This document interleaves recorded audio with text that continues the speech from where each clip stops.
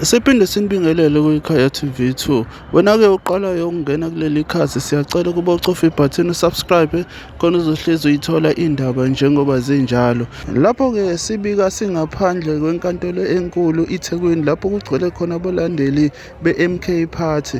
Lapho-ke i-ANC efake khona isicelo sokuba-ke kubuyekezwe isinqumo esathathwa inkantolo ngelogo ukuthi ifanele ukuyisebenzisa ilogo i-MK Party. Wena-ke awukubuke lamavidiyo alandelayo.